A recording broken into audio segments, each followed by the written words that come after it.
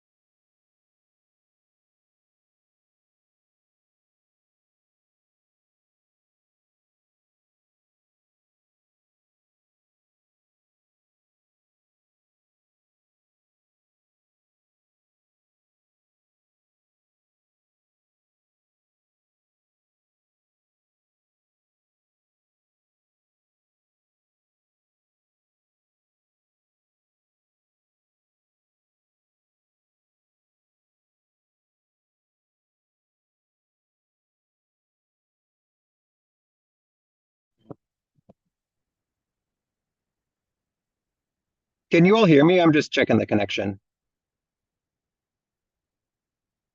Okay, I can't hear you for some. Oh, there we go. Okay. Thanks. Dave's not here, Ashley's not here. So Dave and Guy Sherry said and she was Ashley, gonna be but late. Ashley will be late. So, I think it's feeding back in. that was a It's feeding back in.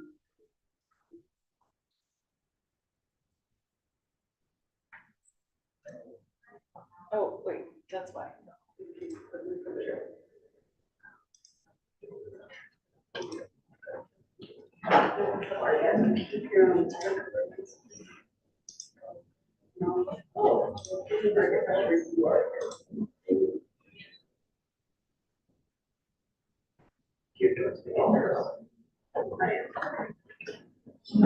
This might have been the one to zoom in on. Did you come in just for this? Yeah. Well, maybe we should have people do, RSVP and if, That would might be good, yeah. Justin's here. Pardon? Justin. Yeah, yeah. That's helpful. Justin.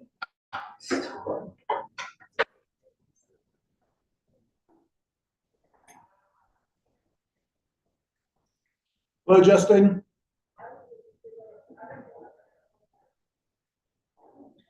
You're missing the city rep, right? Mm-hmm. It's on the agenda. Yeah, Michael's on the agenda, non-voting. Commissioner McGann.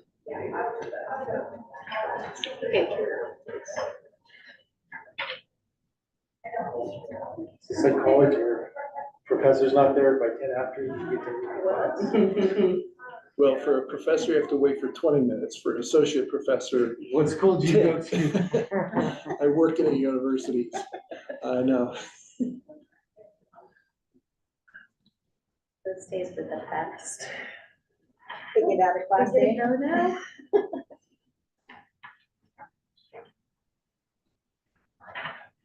Well, now we can have a video. Isn't that what happens when somebody isn't there?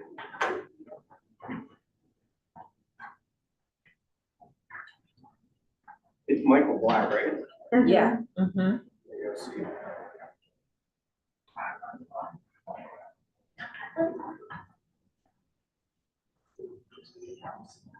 Well, while we're waiting, without, wasting your time, you want to give us a quick update? Elisa's on. I'm sorry? Elisa just joined us as well. Oh, okay. Do you mind? Yeah, absolutely. Okay, until we get the quorum, and there may be questions, because you guys got some big show coming up next month, Oh, yeah. right? Yes. Okay. Are you referring to the groundbreaking? Yeah, Okay, yeah. and you might introduce yourselves again to everybody. I'm Johanna Blanco. I'm the America Vista at the Land Trust.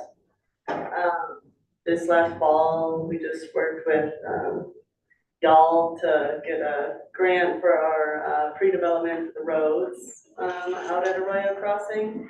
And April 18th, we're having a groundbreaking event to celebrate getting that funding and celebrate the groundbreaking for the Confluence Cottages and the Skyline Apartments that are going in. So two huge housing efforts that are going in. Yeah. Great. Very cool.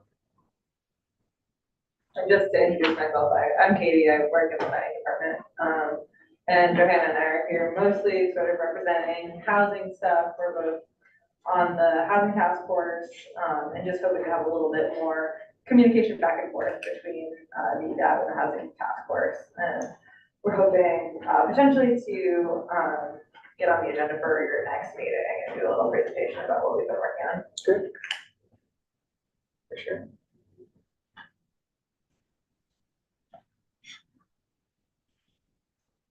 Tried to call Michael Black, he didn't answer. Can we try Dave? If you would. You wanna try them? Yeah.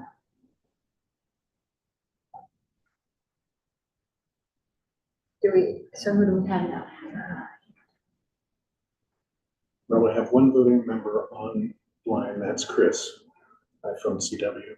Oh, but we also have planning board We have Justin and Justin, so we have and Lisa. So maybe we're gonna get there. 4, 5. I'm not a voting member though, that's right. Don't go away, though. I'm here. You need a quorum, so stay on. Yeah, we're changing the bylaws at this meeting or the next, but we're changing it from a majority of the total members, not just the voting members, Yep, to just the voting members. that makes sense. Yeah, so And we're still short.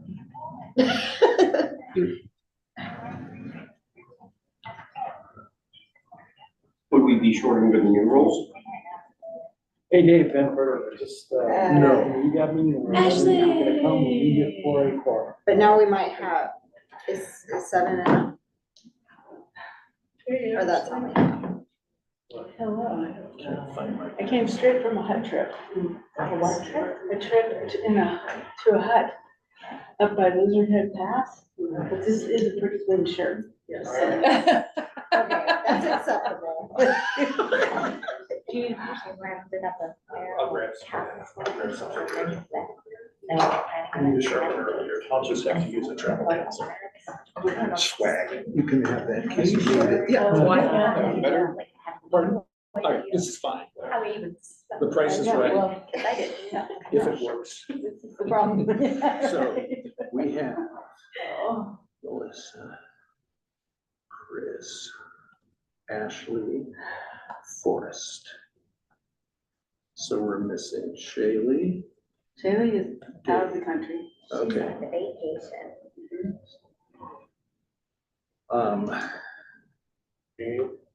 And then we have Justin. Here's Mary. Oh, here's Mary. Oh, we made it. We're gonna start now. Take a deep breath, Mary. I got here. You'll never know that this was all depending on you showing up. No, I didn't. So we're good now? Yes, You have 8 now. yes. Oh. Cool. And you have to park far away. I know.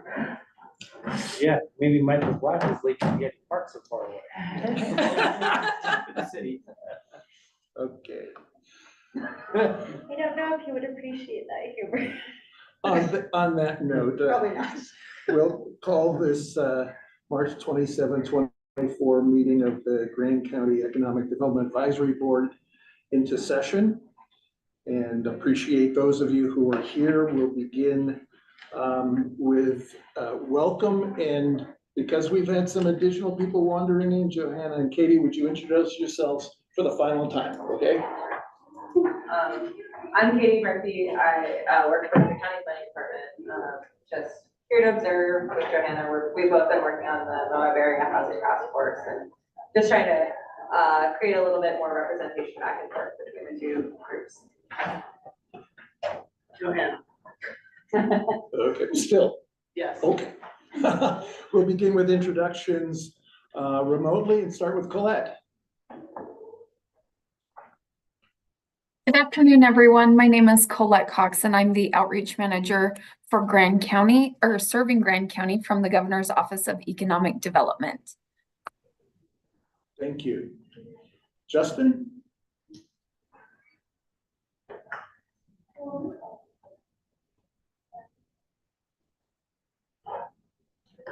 Unmute. Yeah, he's looking for it. There. Sorry. Justin Bergman with Utah State University, Associate Department Head and Associate Professor. Lisa? Elisa Martin, Grand County Planning and Zoning. Chris? Hey everyone, Chris Wilson, voting member of this board, private sector. Wonderful. Ashley? Ashley Kornblatt, Western Spirit Cycling and Public Land Solutions Board Member. Ben Frederick, Director of the Economic Development Department of Grand County, Utah. Lisa Jeffers, member of the board and community at large. Mary McGann, Grand County Commissioner, non-voting member. Jasmine Duncan, Mayor of Castle Valley, non-voting member. Forrest Rogers, Moab Museum, and member of this board. Sky White, Assistant Director, Grand County Economic Development. Well, welcome again. Stephen, some people may not know you. I'm Stephen Stocks, I'm the county attorney. Thanks. We move on to member reports of conflicts of interest. If there are none, move on to disclosures that need to be disclosed. If not, any ex parte communication. What's that? Hearing. What's that? Pardon? What is that? She What I asked. is mean, I it? know what it is, but I don't know. I'm assuming it's a grandma requirement that we provide an opportunity for that, for those conversations. I've talked to a lot of people. About something particular to this Yeah, agenda today. to our agenda. I don't think so. Okay. Citizens to be heard. No presentations. Welcome, Melissa. Could you introduce yourself? We've got some guests. Sure. My name is Melissa Stocks. I'm the System Marketing Director for Grand County Economic Development. Wonderful, wonderful. Thanks for being here. We have a full agenda with some deep discussion items, some important updates. I want to call attention to one item on the agenda, which is really a reminder of the conversation we had at the last meeting about tourists and travelers and who's coming to town. And Ashley has been thoughtful enough to put together sort of a short white paper that we can distribute and discuss at our next meeting. I've reviewed it. It helped clarify in my mind some of the conversation we had at the last meeting. I have not shared it yet beyond that, but I'm going to do that after the meeting today. So that's simply a note there. Another thing, you've received in the packet an application for another candidate for the advisory board. And I think regardless of what we decide in that conversation, we need to respond and let the person know that their application has been received. When we get to that point on the agenda, I'll express my thoughts about that, but just a note on that. So the first item on the agenda then is review and approval of the minutes of the February 28th meeting. And we've had a chance, I hope, to review them. And we'd entertain a motion to approve those minutes. I move to approve. Ashley, thank you. Second? Second. Okay.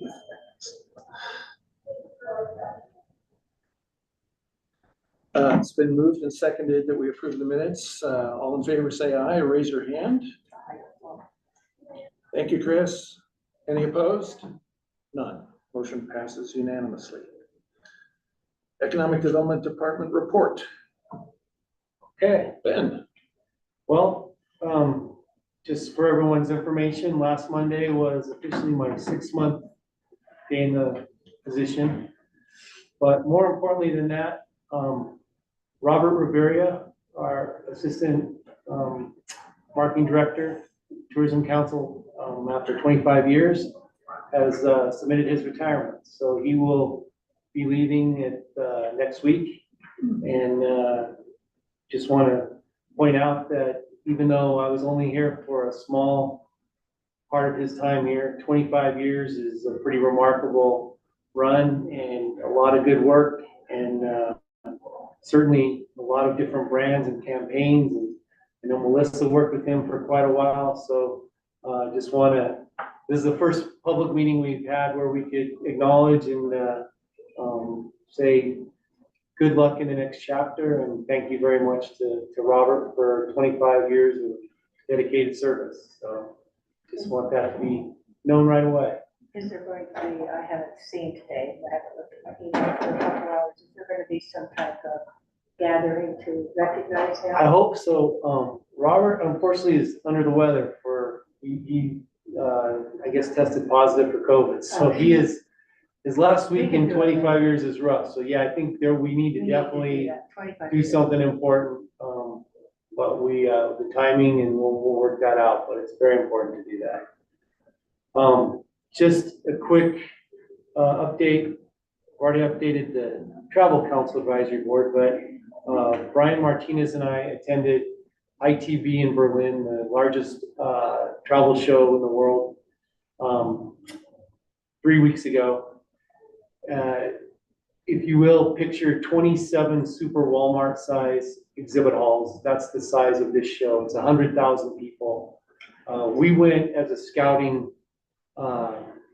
event.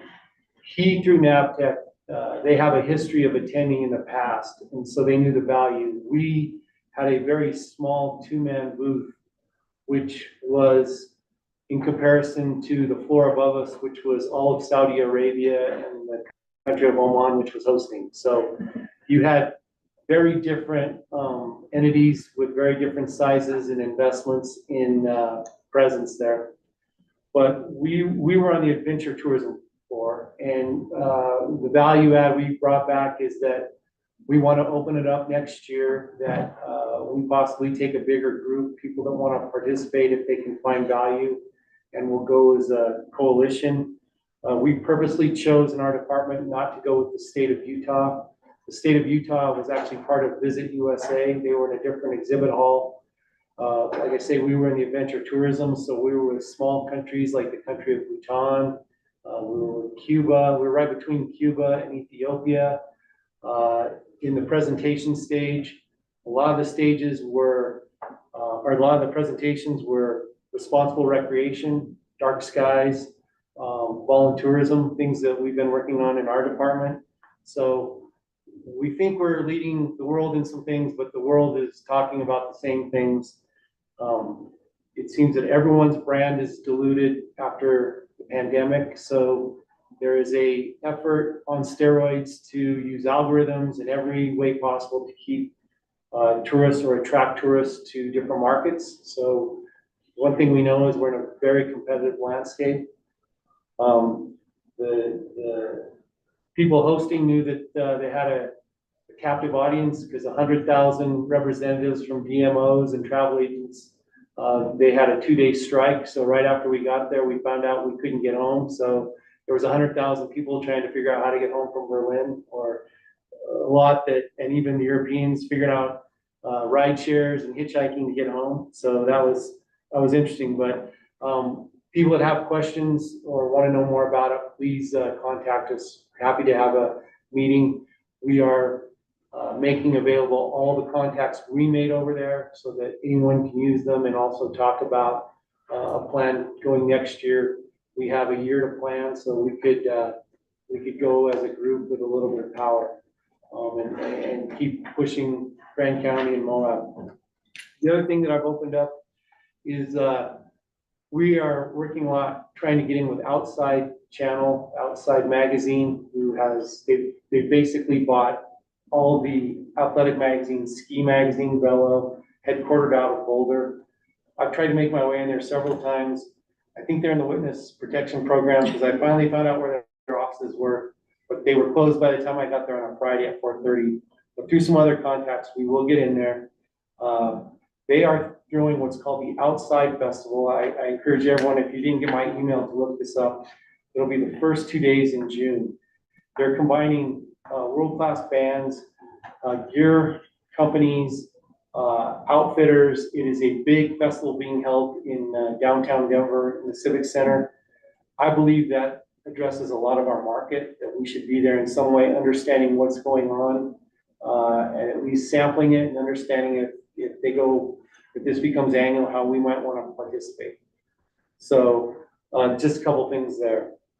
One thing is we have the advantage of having bandwidth with one of the people on our team. So we have a very qualified data analytics person who is starting to help crunch numbers. We're getting a little more power in the economic side with data analytics, which allows Melissa to work more on bringing tourists here and working the tourism marketing. So that's been good. Like Outside Magazine, I made 3 trips into Kem Gardner to talk to an economist who I finally think likes me enough that said, come in here every time you're in Salt Lake. We've already had a meeting with Kem Gardner, our team, and RRC, who's doing our data crunching for the Trail to Tomorrow strategic plan, just because the more people asking the questions and sharing data, we may get to answers quicker. We may not go to repetitive cycles. I just said that wrong, but doing the same thing someone else is doing. Things that we're interested in is knowing how many people just pass through Moab in a day. We have UDOT car counters on each end of the town. We'd like to know. Melissa and I have worked on a plan that what's the pass through daily? If we could get 2% of that pass through to stop and buy a sandwich or stop and purchase something, what might that do to our TRT or our TRCC? Some other things, we're starting to crunch a lot of numbers. We've talked about the airport. We are comparable to other towns nearby. We have a very small in-plane number now. I think we're down to basically 420 people a week that we can get in and out.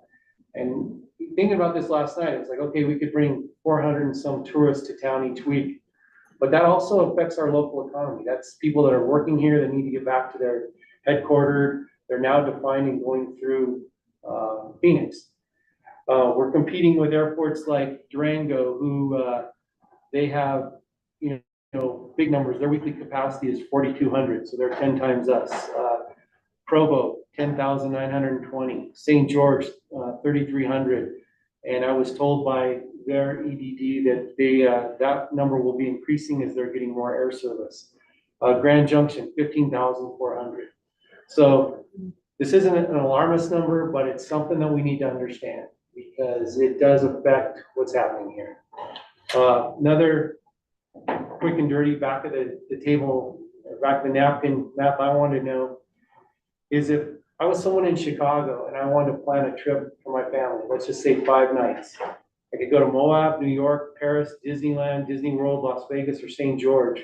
How would we compare in that costing? We come in roughly second. So we are a premium brand now. To travel here, just based on equal flight and costing of equal or assumptive equal hotel rooms, we line up in the top couple on that. So The top, you mean, the highest cost. that's what I meant. Yeah, The high cost cost. to get it. So Yeah, we're- cost to arrive at the destination. And we also, domestically, we are, except for Paris, we're one of the longest ones to get to. So it takes the most time to get here. Again, not a judgment on that. These are just numbers I think we need to know. We did the same thing that if I was a family in Paris and I wanted to go to Moab, New York, Disney World, Disneyland, Las Vegas, St. George, where do we line up? We are second on that one as well. So again, if people are making these travel choices, it's something we at least should understand. Just so that you're aware, just little sub tidbit of information along that too. The impact of the change with the air service. So we had a meeting yesterday with Moab Express to rebid an event that we had planned through their planning company. The bids that we got after we had the change of the air service that they're having to now reroute, so they're gonna do it out of Las Vegas and Grand Junction to give us new pricing, is 300% higher and adds 2 additional full business days to either side of the event. So not only are they having to rebid, but we're also having to look at changing the programming so that it matches within the time. But not only was it expensive or is it expensive, but just that one change of the air carrier literally added 300% more to that package. So it's, These even are the all- change is like, Yeah, and I was in a call with the Grand Circle Association the other day. And Grand Junction have a good news that on May, they're gonna implement a flight directly from Grand Junction to California. They figured out that a lot of people like to go to LA from Grand Junction.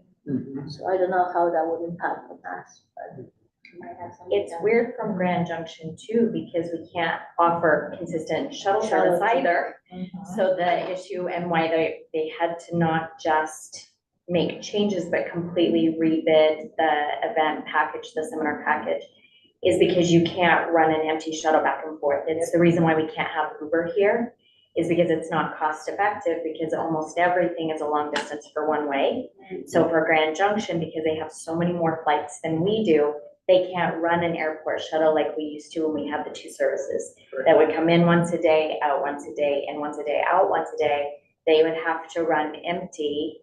I think it was 9 times to Grand Junction during the day to do 2 pickups and come back, and they add that into a package bid.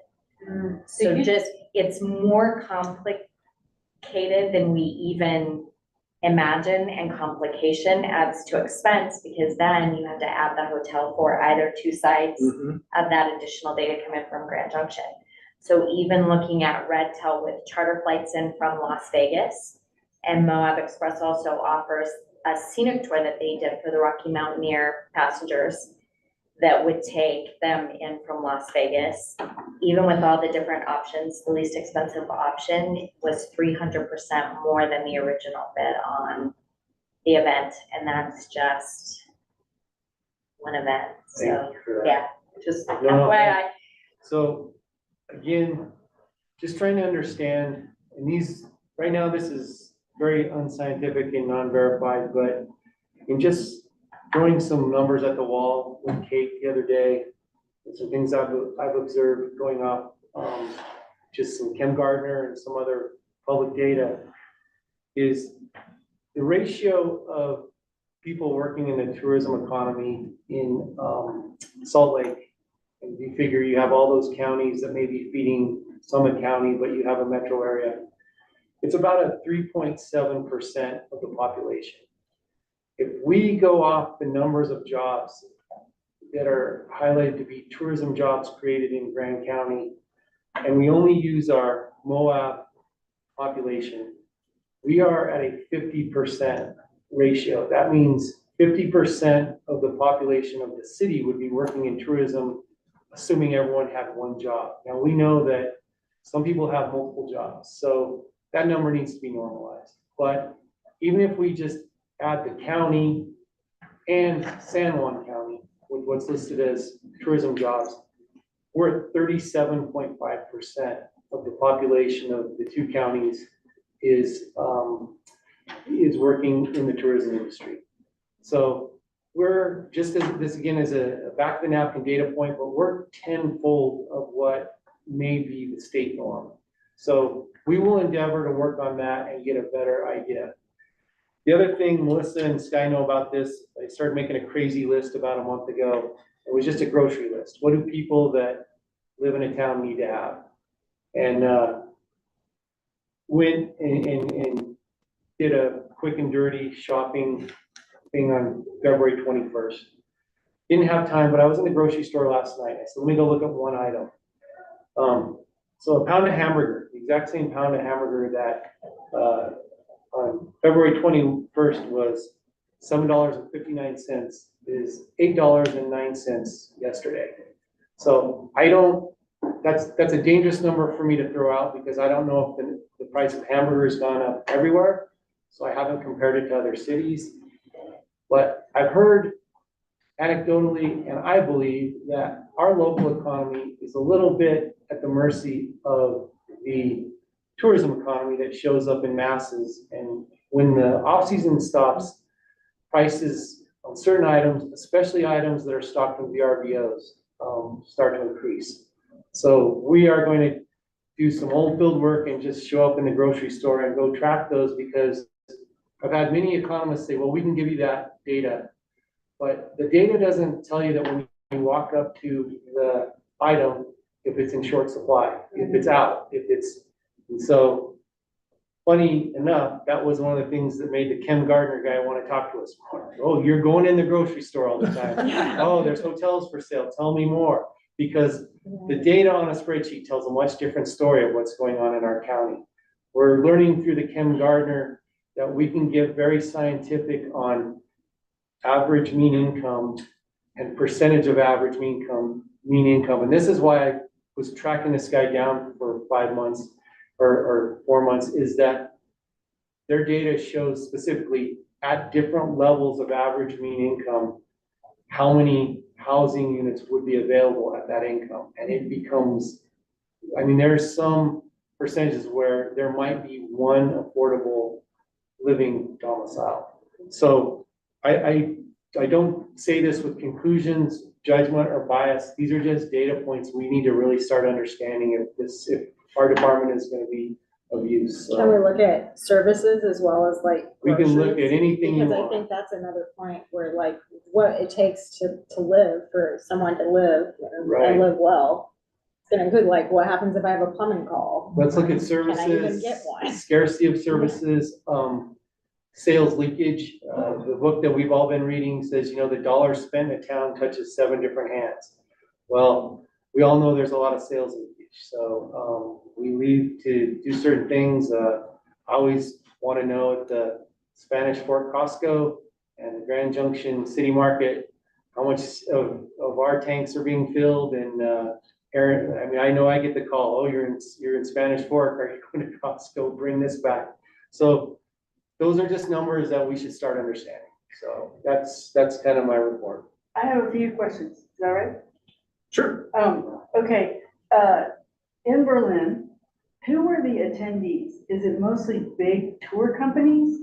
It's everything. It was Was the public represented, or is it an industry trade it's show? an industry trade show, Okay. and it's not the kind of trade show, and thank goodness Melissa is an expert in these trade shows because she set us up for success. We went with QR code and booklets. We didn't take any swag because there's not a lot of swag. It's not people going around Right. filling it. It is literally tour operators, it's providers and buyers setting appointments and meeting, and it's the representatives that Melissa's worked for the last few years for the state of Utah, the Europeans that are there Sure. representing. The only other Utah county that was there was Washington County, and they were there with Visit USA. Sure. Okay, I just, But also the Rocky Mountaineer was, so you have different entities like that. I get that, the exhibitors, I see who those are, I'm really, like, who is the buyer, right? And I think that is, as we look at investing in those type of shows more, we really need to look at, what percentage of our visitors come through those tour operators? And is that, an affordable, what is the cost of getting that customer versus getting a customer from the public? So that's just another level of. We'll drill down into that. What we're learning is, so we have the OTAs, which we very much in our marketing strategy, am I right, Melissa, that we are going after the bookers. I get it. So now Arizona has gone very much to an algorithm model where everybody going into the Grand Canyon that they can map is getting huge direct marketing to stay in Arizona and see and push to the other Arizona sites Right. versus coming up to the Mighty Five or that. So we are in a game of algorithms now. Got it. And this is why this conversation we're gonna have, when we get our visitor survey, and what I'm trying to prep in this other conversation about the sightseer category, the tourist, the real typical tourist, who might actually be choosing between Paris and Moab or whatever. I think that is an important category, but I don't think it's the majority of our visitors. And that's what we need to find out in the visitor survey, because we don't want to spend all our money talking to that visitor if there are others. But anyway, I think that show is really important. I think that whole tour operator scene really got crushed in COVID. And it's a big part of why our summers are so bad now. We used to be able to stay in the city market and learn French or Chinese or whatever, because there were so many visitors speaking. And that was before we had Delta and United. Remember that? So those people somehow made it to Moab in big volume without airline tickets. But anyway, that's another thing. We are actually tracking that number down because Yeah. that's, we've heard that before. And also I will say, when we do this analysis, Melissa will attest to this, Sky will attest to this, we're big in our office on Pareto analysis. So Pareto analysis, and that's the 80-20.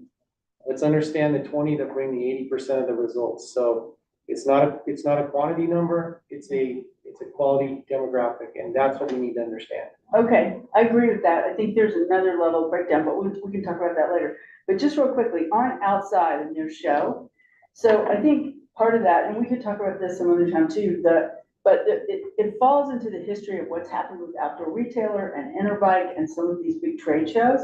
And outside is trying to do something, and the jury's really still out. Oh, definitely. Yeah, and that, but I don't think they're gonna do us any favors. I think if we wanna go, I mean, I can make some calls to people there, but I don't think they're gonna do anything for Moab. I think we've gotta just buy a booth and be an exhibitor is our only choice.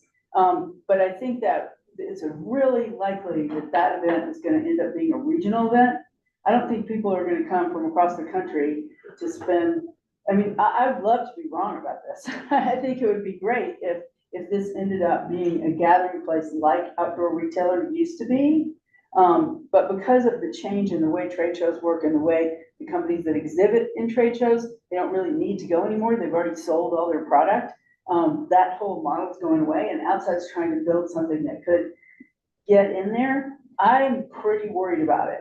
But I think getting a booth and going this year is a good idea, but we may find out this is a regional trade show, kind of like this one. But we're just gonna attend, we're not gonna get a booth. And Okay, good. and let me just qualify this. Yeah, So in our office, we have 6 subscriptions: The Economist, The Wall Street Journal, Salt Lake Tribune, Outside, which has Ski Magazine, Velo, Backpacker, all these. Daily, we look to see where Moab is in the news. Utah or Moab is in the news a great deal in Outside. And if you stream the Outside channel, you will see the whole enchilada or shots of Moab minimum 10 times a day. yeah. So they are, Using whether they're not, they are marketing us whether we want it or not. So we ought to at least have a seat at the table and be telling them about Spring Spruce Up and these great volunteerism things that we have. Well, Because then why not have a booth? Should we have? I a don't know booth? that, I just know of the event because I saw it being Okay, presented. I've seen the So whole I just wanna presentation. go again, like, okay, you're having this, who would like to come with me? We're taking a gang and we're gonna go check it out. As participants. I think we should, I don't know, I'm not sure it'll be I think they really want us to have a booth. They want Western Spirit to have a booth. They want everyone to have a booth.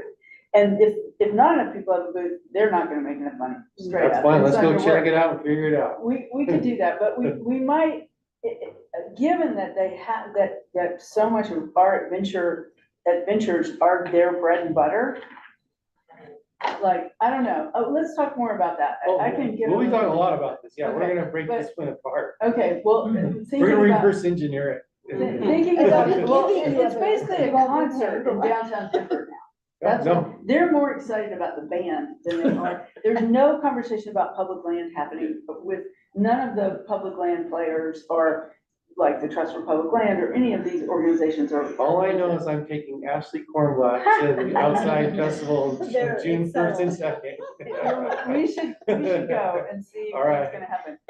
And then on the Kim Gardner thing, the other place that really I don't think normalizing Moab's tourism numbers is ever gonna happen, or is a very realistic goal.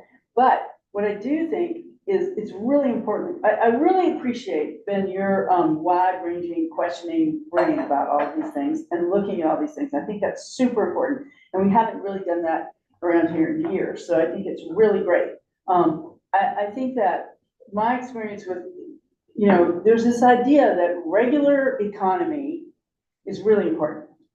And that's like Goldman Sachs and Adobe. and real companies, right? And then recreation economy is kind of, like frosting or fluff, right? There's this kind of mainstream versus, but the reality is, what we're seeing more and more is that communities with shared outdoor access are prospering. And prospering not just through visitors, but also through gaining business investment. And so I think Kim Gardner's, the whole deal, like getting them to pay attention to the way the recreation economy works, really works, like training youth as guides, and then they become leaders. They become doctors, they go on to be really valuable members of society. But when you look at them as just their wages and they're a guide, and you say, wow, that's a bummer category. Like there's a lot of things that you're starting to see that are different about how a recreation community works.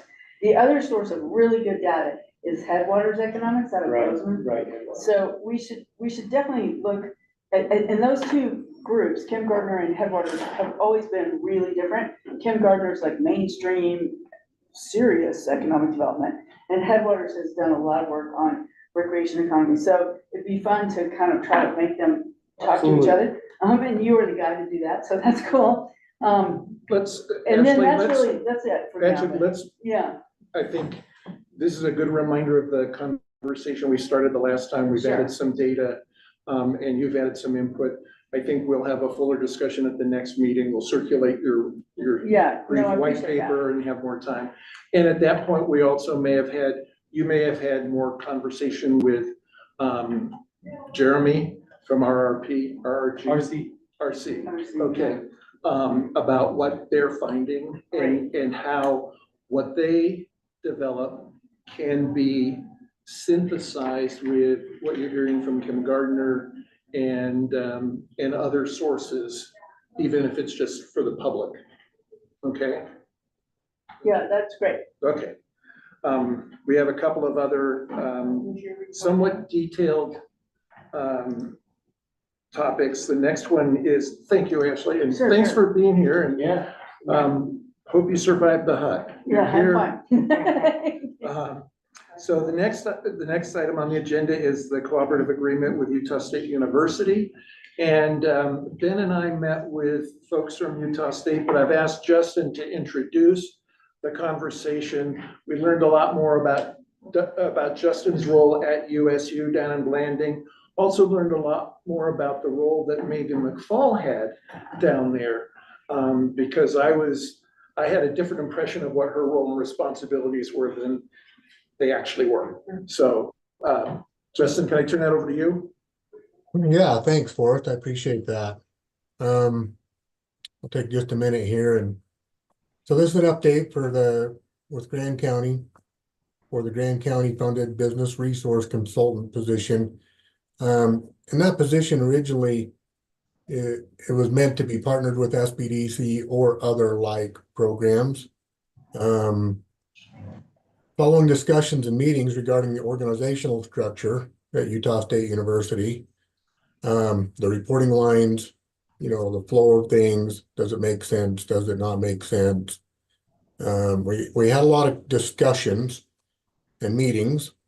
One of those things was the position written with enough flexibility, or, because one of the ideas behind this was to possibly only charge 30 hours a week towards the Grand County funds.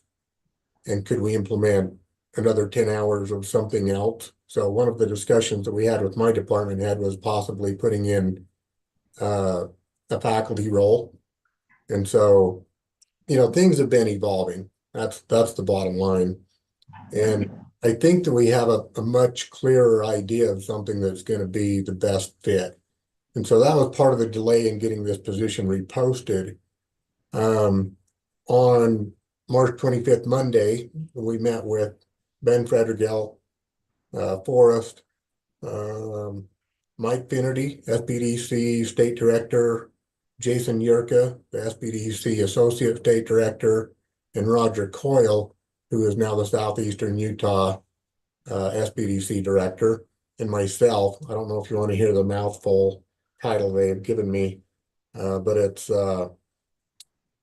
Associate Department Head, Associate Professor of the Department of Technical Design and Technical Education. I know that's a mouthful.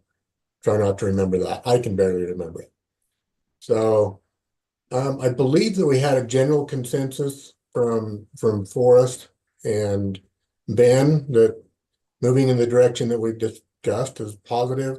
I'm not sure how the EDAB committee all comes to consensus on that, so I'll just say maybe supposing everybody's on board, then this is how things are going to proceed.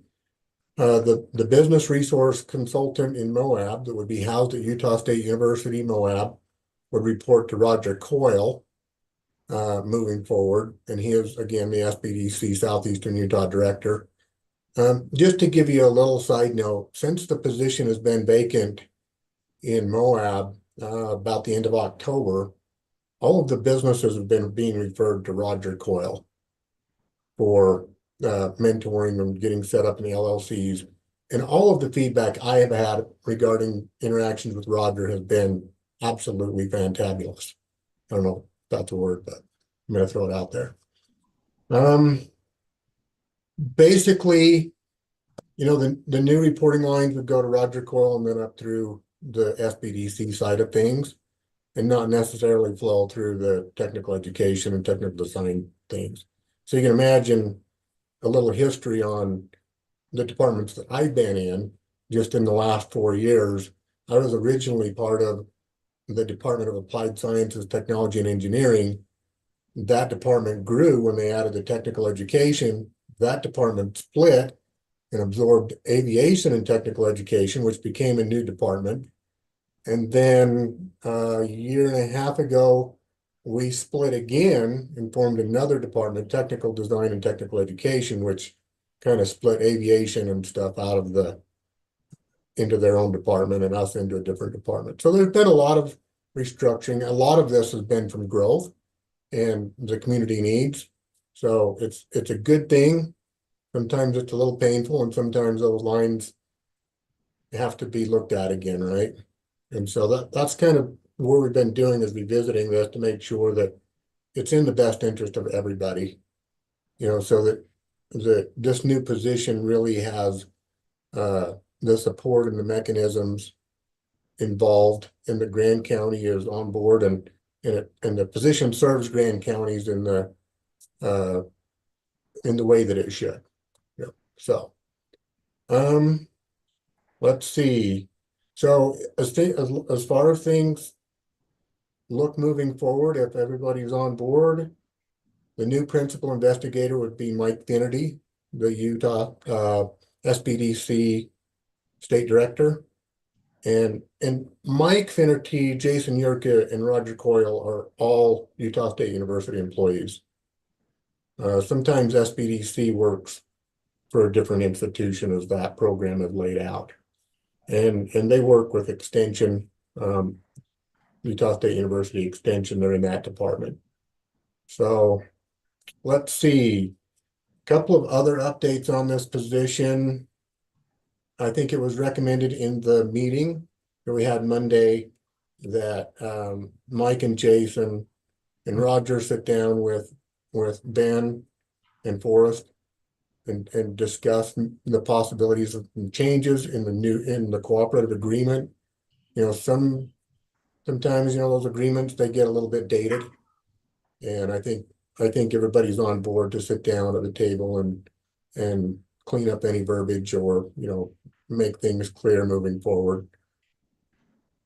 Let's see. One other thing that I need to account for or report is the accounting. I wanted to give you a brief history. The original cooperative agreement was signed for $300,000 to support this business resource consultant position at Grand County, housed at Utah State University, Moab. There was an additional $100,000 added to the cooperative agreement, and the accounting for this up to date. There have been no administrative costs, travel expenses, time and effort, or expenses charged or reimbursed for USU oversight of the position. Basically, my time, my travel, any administrative costs, none of that was charged whatsoever to this cooperative agreement. Utah State University would provide the office space at the USU Moab and the technical support and use of the USU Moab building. Charges to the index funded by Grand County up to this point are $23,018.28 in salary and wages. That was for the individual that we had hired for the position. The individual was no longer employed at Utah State University at the end of October last year. And so since then it's been vacant. Benefits for that position were $10,114.93. Travel was $87.91. And there was a laptop computer purchased at $1,045.33, totaling $34,266.45, leaving $365,733.55. And I believe all that information was sent over to Ben and Roger. Okay, you guys received, or Ben and Forrest, okay? Yep. And so at this point, you know, I can see the transition is in the process, as long as everybody's on board with that, and I will be hopefully eventually. I'm saddened by this, by the way, because working with all of you has been great. I've really enjoyed that. I think I've learned some things in these meetings that might even help with some things in San Juan County. But yeah, I believe my tenure here is coming to an end within either this meeting or the next meeting. Justin, thanks so much for that background and also for organizing the meeting on Monday. I think that I know I had a hard time initially trying to understand within the university how this was going to happen, but I congratulate your new president in the fact that by starting these kind of realignments and reorganizations in a university compared to others, she's moved at lightning speed to get where we are now, and that's going to have a great impact here. And thank you also for making the remaining balance available to us, which is about $366,000. And Ben, maybe you could just speak to how you see this moving forward. So, yeah, we did have a good meeting, and first thing because the concerns that were brought up in this group were the true up. So once they said, you know, we've only spent this much out of the 400,000, so it leaves a balance roughly of 360 odd change going forward. Some things, and this is why I'm glad our county attorney is here. They will send us the request for the addendum, but what we need to investigate is we're restarting the clock. So can the clock go with what was awarded with the grant and those things? Can it be extended out the back end?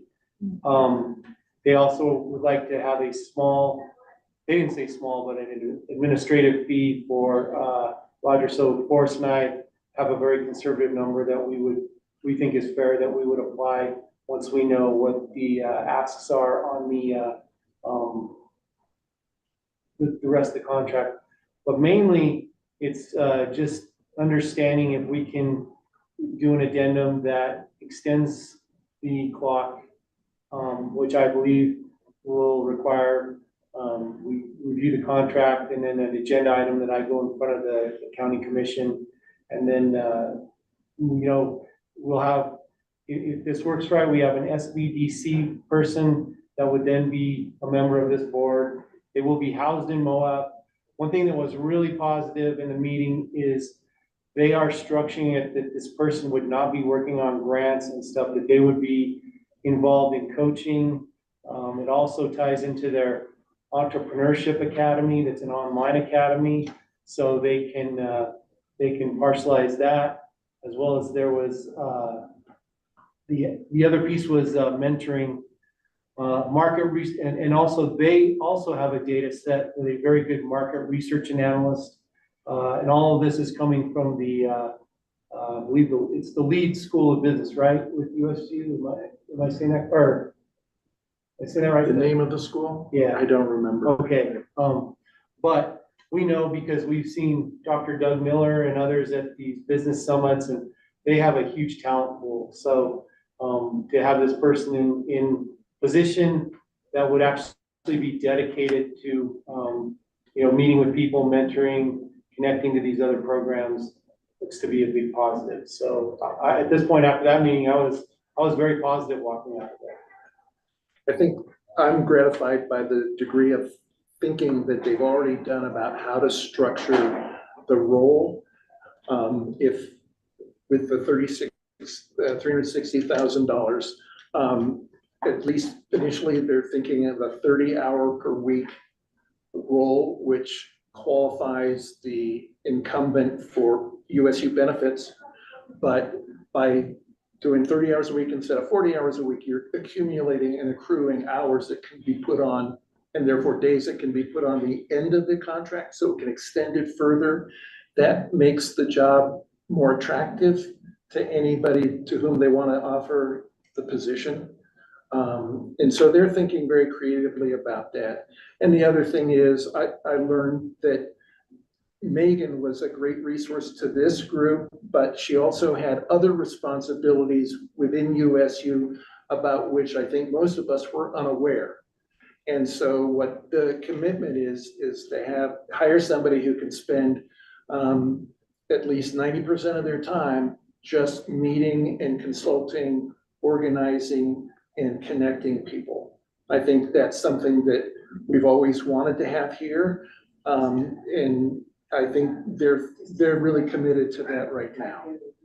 So. And is it both like coaching individual businesses and groups, or is that, is that part of it at all? The current agreement doesn't get into some of those specifics. I think that's what Ben said. We're gonna wait for them to come to us with sort of this is what we plan to do and see how that works. One of the things we mentioned is the fact, of course, that Lacey is going to work for USU. So she carries on the chamber link, and we've given money to the chamber to do some seminars and summits and programs. So this is creating a team that's going to have to find a way to get themselves together, aligned, and moving forward. But it's going to increase significantly the resources available.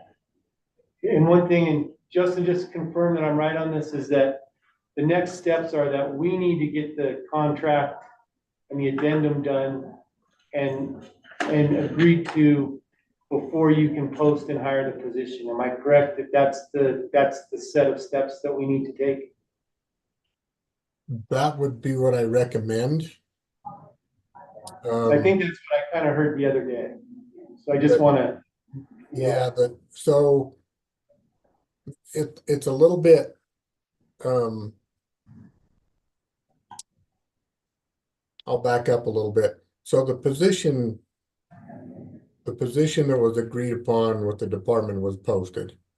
Meanwhile, there were discussions still about the structuring. And so the position, because we didn't want to wait, we kind of had a general consensus that the position was to be posted. So we posted that so that we could get the ball rolling. And currently the current cooperative agreement is in place. It hasn't expired and nobody has killed it, I guess is a good word for it. So the current cooperative agreement's in place, and so we went ahead and posted that position, I believe it was 3 weeks ago. And then since that position was posted, the restructuring lines became very clear. And so we didn't want to put this off for another month while we figured this out. We got what we thought was closest that we could get. And I talked with the SBDC folks, and they were going to review it one more time and just make sure that, the way it was written, there should be enough flexibility inside that it's going to meet all of their needs, because we didn't take something that wasn't here before and create something new. We kept it aligned with SBDC and Business Resource Consulting. But there was another piece that was added on that was a possibility, an optional faculty role, which honestly, that could be any other role. right? If they wanted to flex that and keep everything the same. My suggestion would be to get the cooperative agreement updated sooner than later. It might be possible, or it might be in everybody's best interest that we say, okay, let's kill the position now. I use the word kill, cancel the position now and repost it once the cooperative agreement is. If that happens, we would notify everybody that has applied at this time, hey, there's been a change, watch for this to be reposted soon. So that's how that would lay out. And I believe I recall that Roger said that they would craft the new agreement or the amendment to the original agreement with the details about the funding, how long it would last, because they wanted to have that in order to recruit people. And so I think they may even be working on some kind of revision to it. He even suggested at one point rescinding the application or putting the application on hold. So we'll wait to hear from him on that. Roger Coyle, who Justin has mentioned, will be the Southeast Utah representative for the SBDC. He's based at USU Eastern in Price. Some of us remember the fact that we had a presentation about the Wildcat program, the grant program. And Roger, I think he said he's already got 34 clients who are working on that. So he'll bring that expertise here locally as well. So I think I'm really encouraged. I think with all of these factors together, it really strengthens the resources available. Ben, you want anything? No, I think you said it. Okay. Doug Miller committed to the business summit. Pardon? Doug Miller committed to speak at the business summit. Wonderful. Yeah. Wonderful.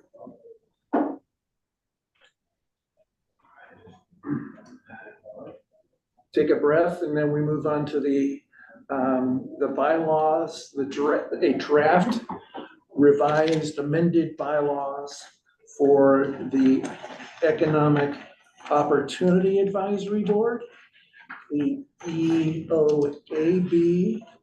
And want to thank Chris and acknowledge Chris. He did some research, recognized that the language in the state regulations has changed slightly. So there's a reference to that.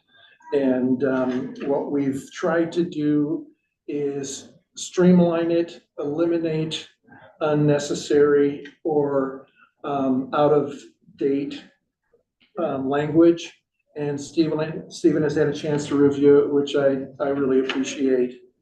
If you've had a chance, do we have that available to share? The hard copy? Yeah. Yeah, I can pull it up in Okay. a few minutes. Or if people have hard copies, maybe let's just do that, Scott, before you go too far. Yeah, we have that. Yeah, you got hard copies. I don't know what. Can they That's pull it up? right. Yeah, or do they need us to? Chris? I should have it on email. Yeah. Yeah. He's on his phone. Yeah. Yeah, I have a copy. I'm looking at it as well. Thanks, Forrest. Okay. So, if you don't mind, I'm just gonna walk through and highlight the changes. Yes, And then we can talk about them. Stephen has one topic in particular that he wants to call our attention to. The first two pages are basically the county's resolution that puts the amended bylaws into effect. And then Exhibit A is the currently proposed amended bylaws.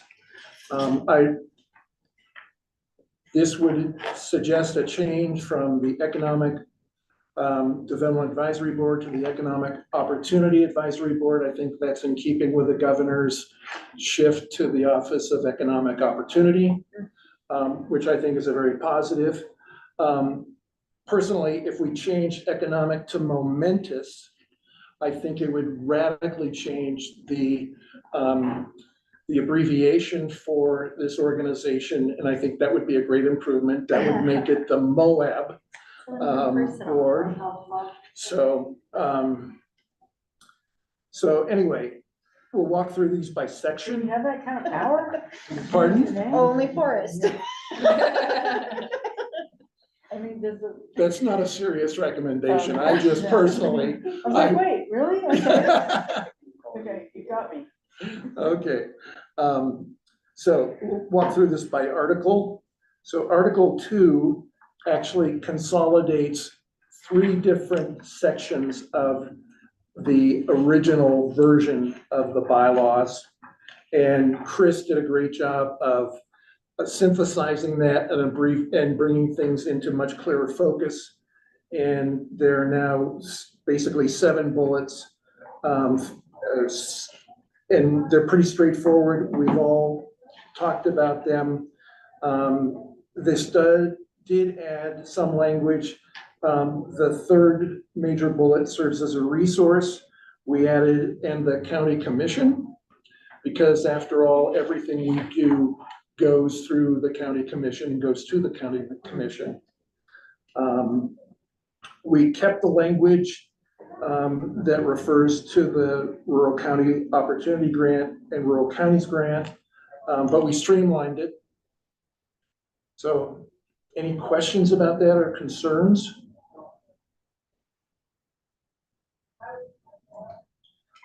Then in Article 3 in membership, we did make some changes there that I'll describe.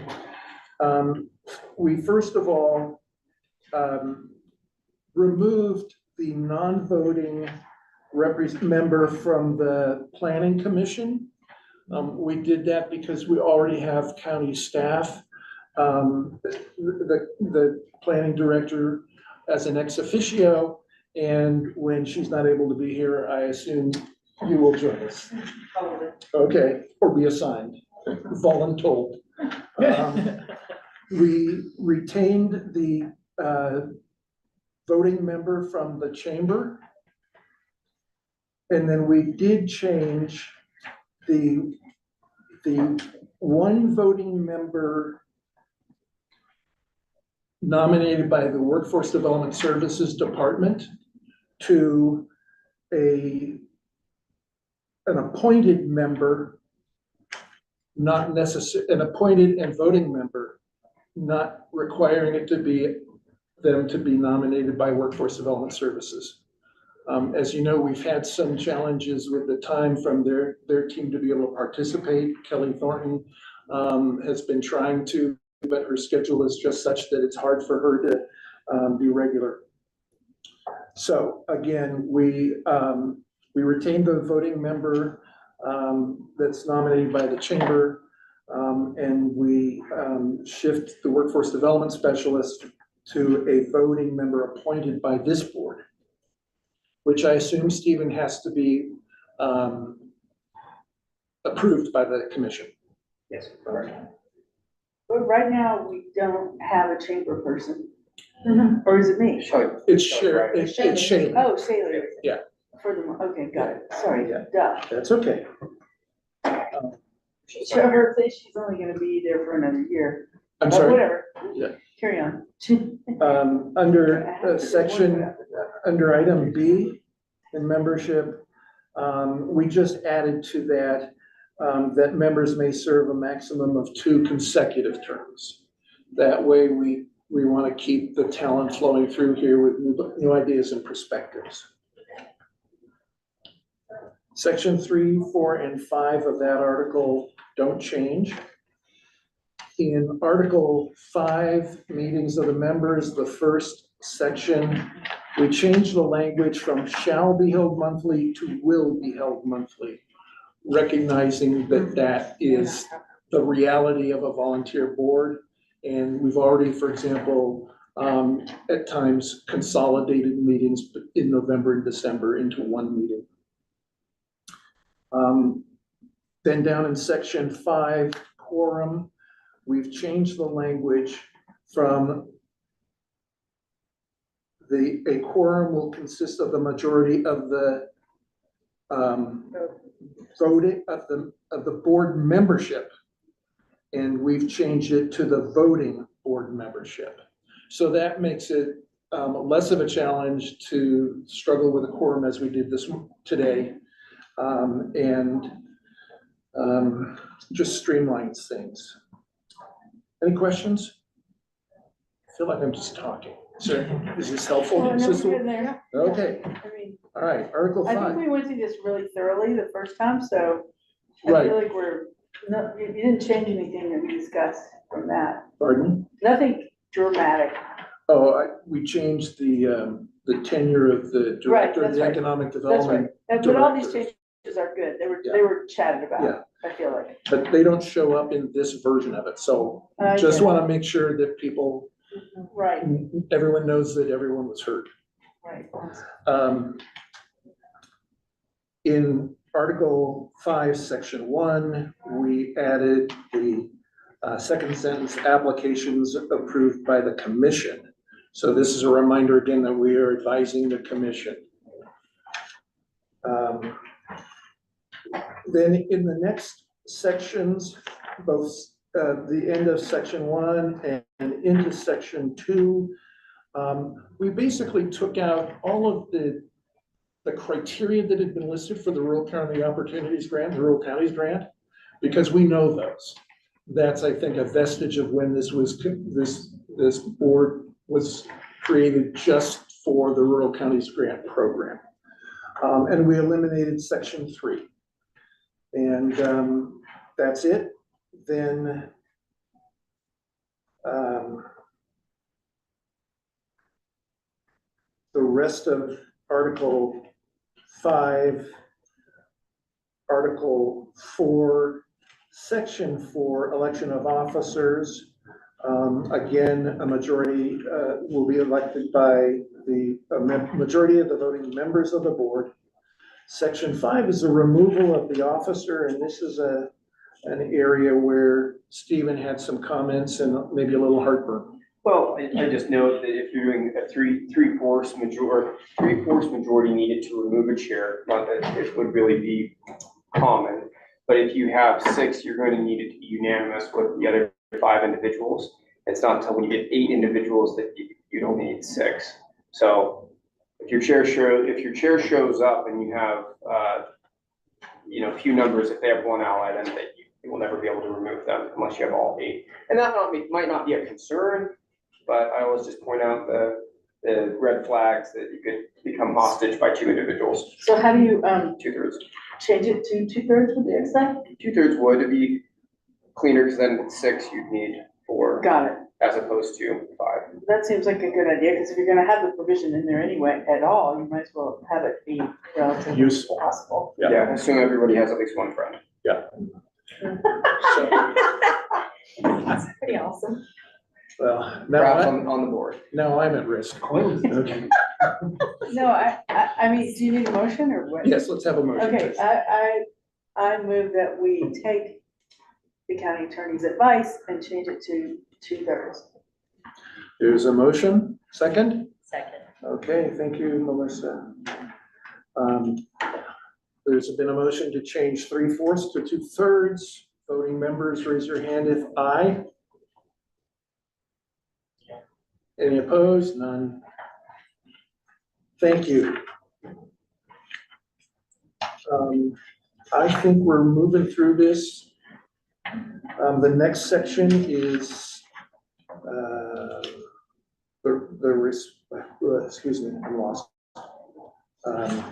No, I think we're on to Section 6.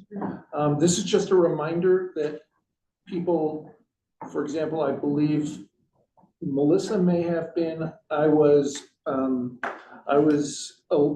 nominated and elected to an expired term. So I think it's important for us to remember, and for people who are leaving to remember that they can stay on until a successor is appointed, but once that successor is appointed, they fill out the unexpired term. I left conflict of interest to our capable county attorney. So it seems, hearing no comments or concerns, that the one change in the draft would be to change that section, which is section 5 of Article 6, from 3/4 to 2/3.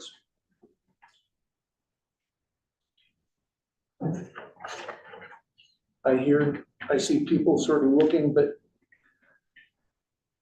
all in favor have said they were in favor and there were no opposed, so it's done. Great. It's done. Stephen, thank you. Yeah, and I had some minor notes, just grammatical changes, don't change any of the content. Okay, So I please. just left, do you want me to point them up now, or I just wrote them up? And like the renumbering and. Yeah, the renumbering on, that page, and then just some random things just here and there, I'll leave it with Ben and That'd be get it to wherever it needs to go, but I appreciate you folks letting me help out. Yeah. Thank you. Thank you. Thanks, Stephen. Thanks, Forrest, also for helping lead this effort. I think it's great. Thanks, Chris. You got us started. So, Michael Black is not here. He was going to give us a City of Moab walk audit update. Does anybody have something that Hold the is, sidewalks. Just telling you for parking. should we just take the audit right You just now didn't want to hear it. without going outside and vote? I'm sorry, this is a public meeting. I take that back. No. So It'll be positive when it's finished. It's- So, the next item is the item that's going to move forward to the April meeting and continue the conversation we were having here. The application that we've received and you've had a chance to review. My concern is that right now, our priority should be on getting a workforce development person on this board before we add additional people. But that's my personal opinion, so I'm open to. Isn't that the only one we have open right now? That, well, Is workforce development? yes, yeah, and that's a voting position. Anyone else want to weigh in? I Please. agree with you, and then also we'll have more information about the new USU person as well, and how they are integrated, Right. and I think that's helpful. Right, exactly. Okay, so, Do we just thank them for applying and hold it until there's an opening? I'll respond and say that we are holding it while we work through our own processes, and, we'll have USU clarified hopefully in the next month or two. We'll have the strategic plan update in May.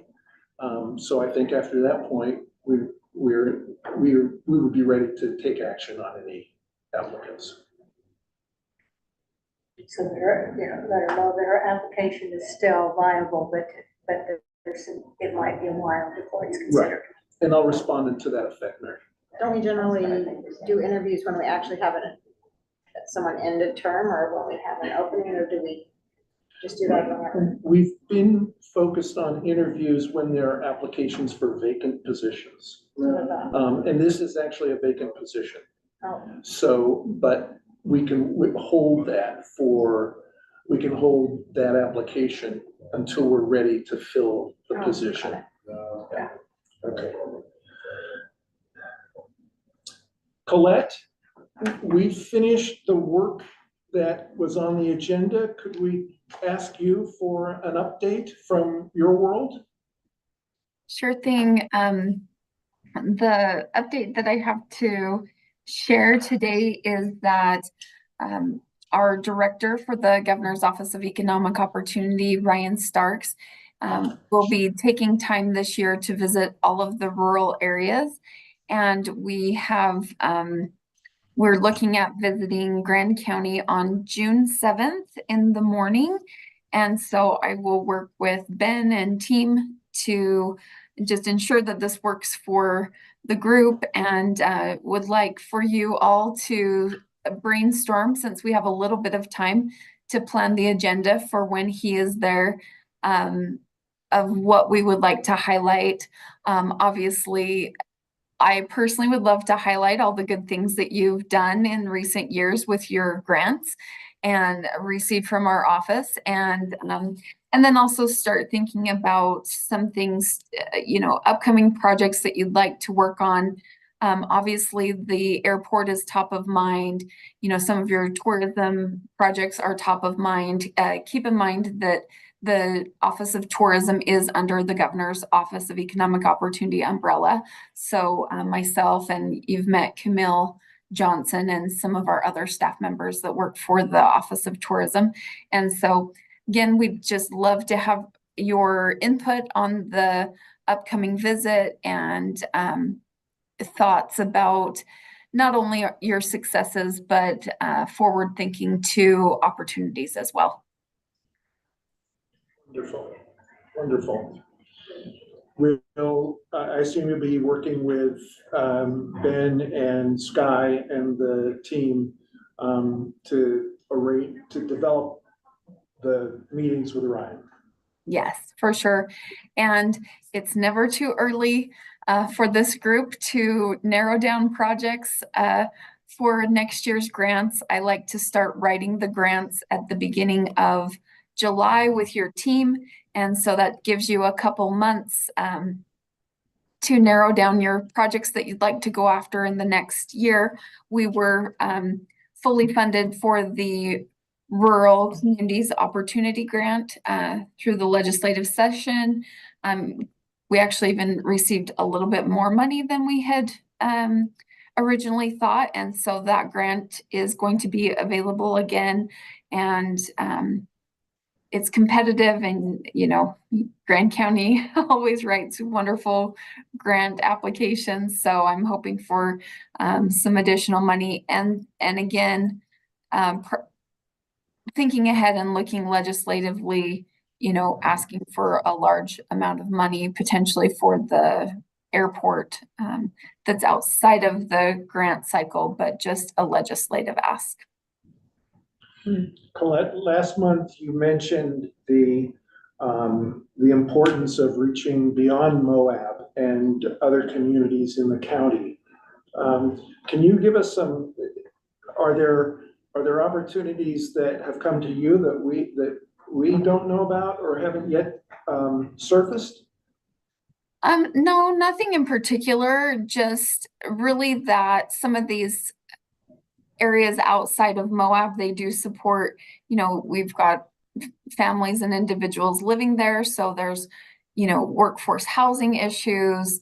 There are some people that,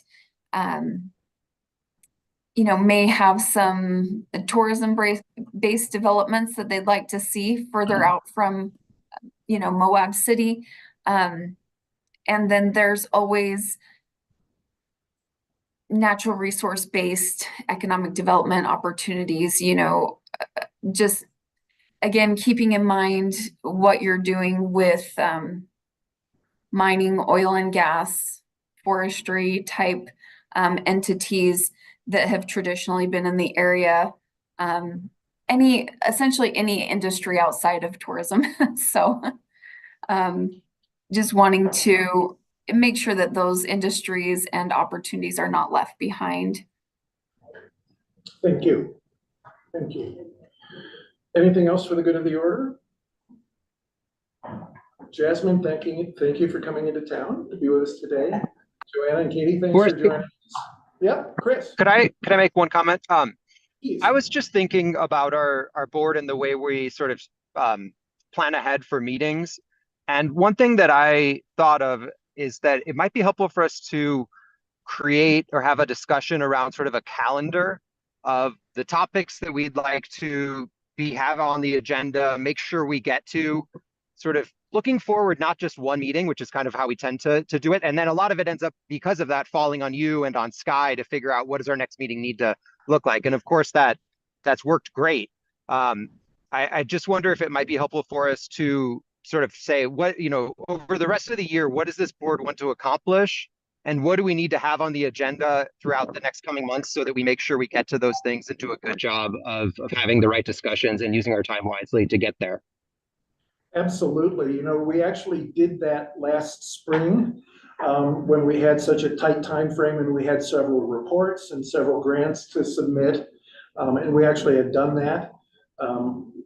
Maybe I got lazy, or maybe we just were so overwhelmed with our success that we didn't come back to it, but I think that's exactly right. So I'll take a first stab at that and circulate it to everybody. Work with Sky and Ben to make sure we're aligned with what they see ahead of them. And then we can really dig into that at the next meeting. Thanks, boys. And that sounds like we should be adding our upcoming grant proposals. Exactly. We're adjourned. Thank you. Thank you. Thank you.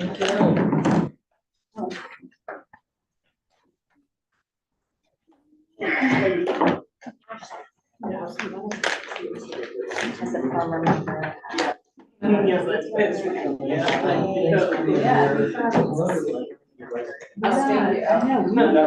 you. Please